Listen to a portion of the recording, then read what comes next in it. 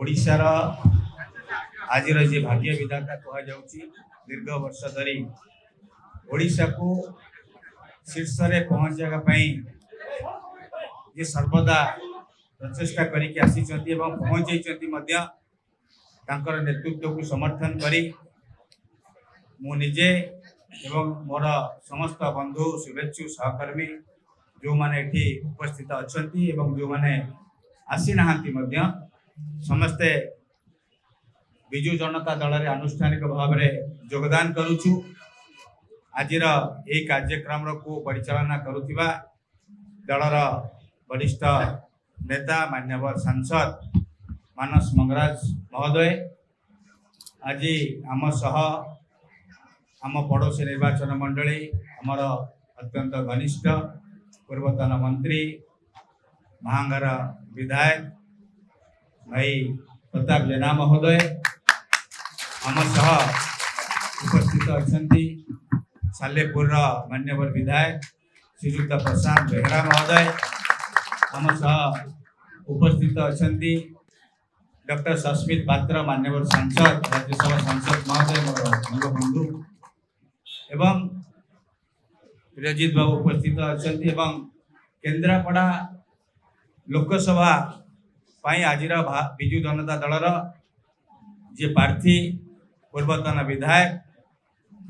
एवं जड़े वरिष्ठ युव नेता मोर सान भाई अंशुमान महांती समस्त प्रेस मीडिया बंधुगण विजु जनता दल रे उपस्थित थिबा समस्त कर्मकर्ता भाई माने मु अत्यंत खुशी जे विजु जनता दल रे आपण माने मते स्वागत करिसेंती ग्रहण करिसेंती हमर समस्त कर्मकर्ता मान को ग्रहण करिसेंती मान्यवर मुख्यमंत्री के एथि मु कृतज्ञता जणैबी सांगठनिक संपादक मोर भाई मोर बंधु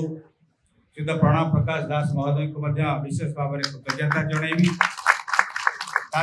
समस्त नेतृत्व को कृतज्ञता जनाऊँगी प्रथम कहीकि आसी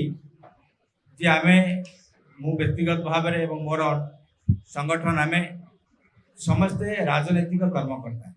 तृणमूल स्तर काम करवा एवं लोक मान रहा हबी एवं से ही लक्ष्य नहीं आज आम जो मिशुचु निश्चित भाव में मान्यवर मुख्यमंत्री विकासमूलक कार्यक्रम में प्रभावित होइचु तांकर निर्मल भावमूर्ति रे प्रभावित होइचु एवं आशा करुचु ये सालेपुर कटक जिला एवं राज्य में जो उन्नतिर कार्यक्रम है से आमे सामिल हो पुणी थे मान्यवर मुख्यमंत्री की एवं समस्त कर्मकर्ता विजु जनता दल ये उपस्थित थी समस्त वरिष्ठ नेतृमंडली की कृतज्ञता जनईबी आपण मैंने जो मैंने आज सामिल आमर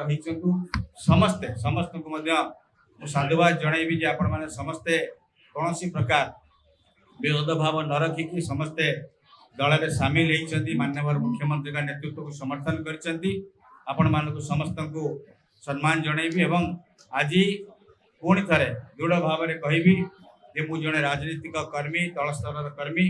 एवं जितेबाला विजु जनता दल में जोगदेचु आनुष्ठानिक भाव में जोगदेचु नीति आदर्श अनुप्राणित होकर जोगदेचु मान्यवर मुख्यमंत्री निष्पत्ति आमर निष्पत्ति हो। Wanna be an IAS officer? Join PST Gurukul, the best boarding school.